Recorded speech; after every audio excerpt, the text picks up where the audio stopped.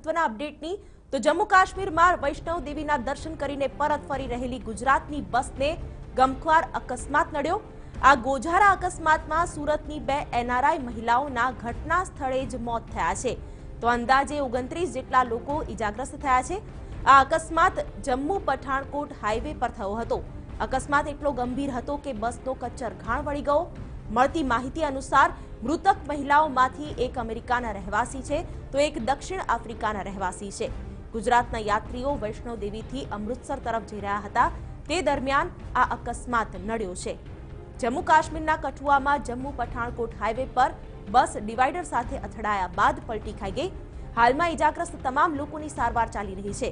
સાથે જ પોલીસ અને આર્મીએ આ વિસ્તારમાં બચાવ અને રાહત કાર્ય હાથ ધર્યું છે।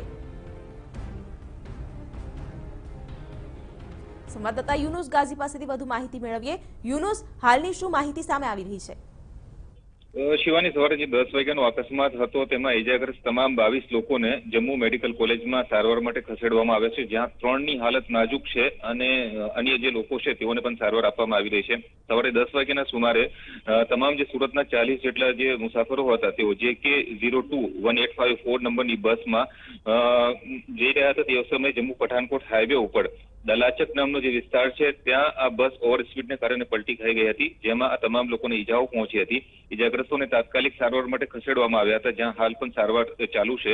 મહત્વની બાબત એ છે કે આ જે 40 મુસાફરો હતા તે પૈકીના જે મોટાભાગના મૂળ સુરતના રહેવાસીઓ છે, પરંતુ કેટલાક એનઆરઆઈઓ પણ છે, જેમાં જે મૃતકો છે એ બંને એનઆરઆઈ હતા। 50 વર્ષીય રમીલાબેન નરેશભાઈ અને જે અન્ય એક મહિલા છે મીનાબેન પિયુષભાઈ, તેઓ આફ્રિકાના વતની હોવાની વિગતો બહાર આવી છે અને હાલ જમ્મુ કાશ્મીર પોલીસ હીરાનગર જે પોલીસ મથક છે ત્યાં આ મામલે ગુનો નોંધવામાં આવ્યો છે અને વધુ તપાસ કરવામાં આવી રહ્યા છે। 3ની જે હાલત નાજુક છે તેઓને સઘન સારવાર આપવામાં આવી રહી છે અને આ અંગે જમ્મુ કાશ્મીર પોલીસ દ્વારા ગુજરાત પોલીસને પણ જાણ કરવામાં આવી હોવાની વિગતો પ્રાપ્ત થઈ રહી છે। શિવાની, બિલકુલ યુનુસ, આભાર સમગ્ર માહિતી માટે।